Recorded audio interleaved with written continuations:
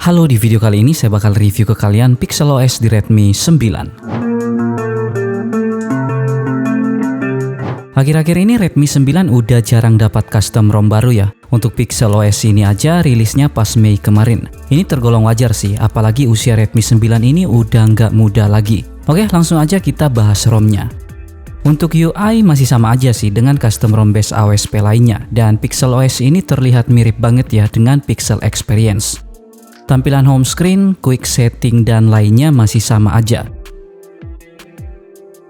Di sini masih ada tambahan widget Android juga.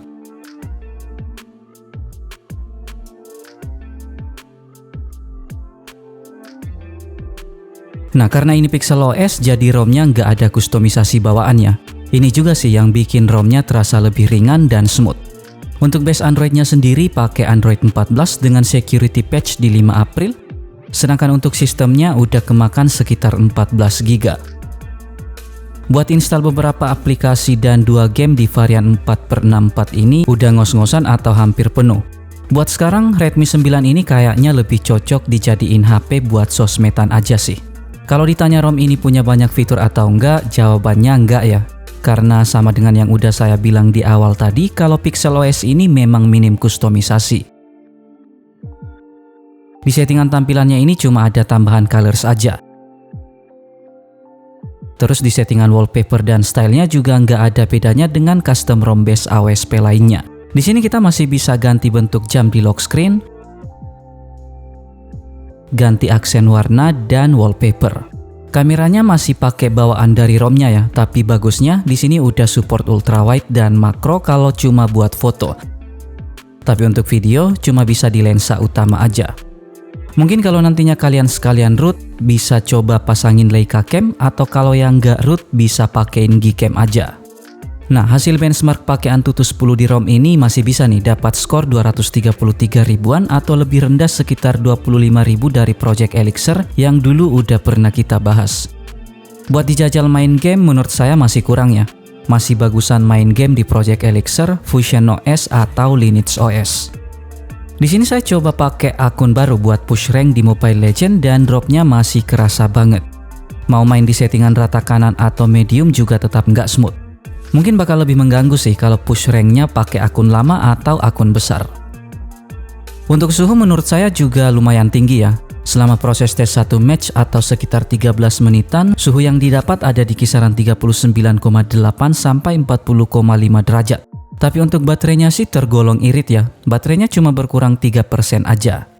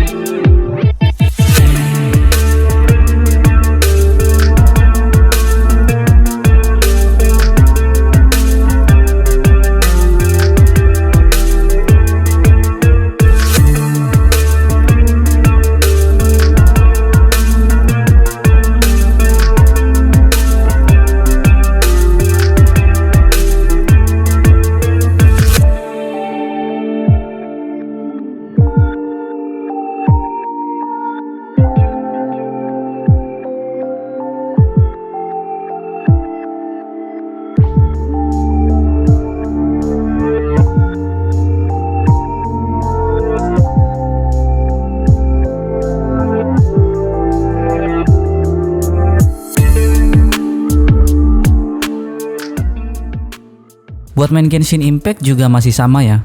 Saya masih lebih rekomendasiin pakai Project Elixir, Fusion OS atau Lineage OS aja. Di sini saya coba mainin Genshin Impact di settingan paling rendah atau lowest 30 fps dan gameplay yang didapat menurut saya nggak semulus ROM lain yang udah pernah kita coba. Dropnya masih lumayan kerasa dan di beberapa kondisi drop yang ada kadang malah mengganggu. Kalau baterainya udah irit, selama proses tes sekitar 10 menit di Gurun Sumeru, baterainya cuma berkurang 4% aja. Masih mirip-mirip lah dengan ROM-ROM yang sebelumnya udah pernah kita review. Terus untuk suhunya lumayan tinggi juga ya, di kisaran 41 sampai 42,1 derajat.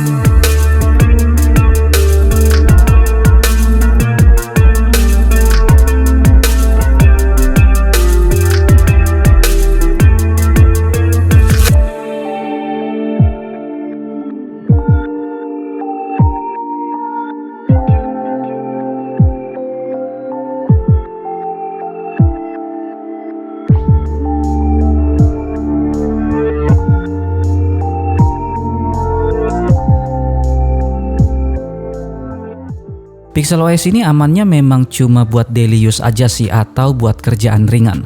Kalau pengen dijajal atau difokusin buat main game atau kerjaan berat sama sekali nggak rekomen.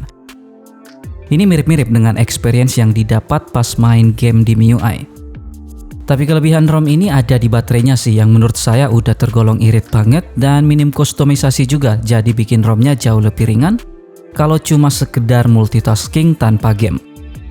Yang terakhir, untuk masalah reload masih tetap ada ya.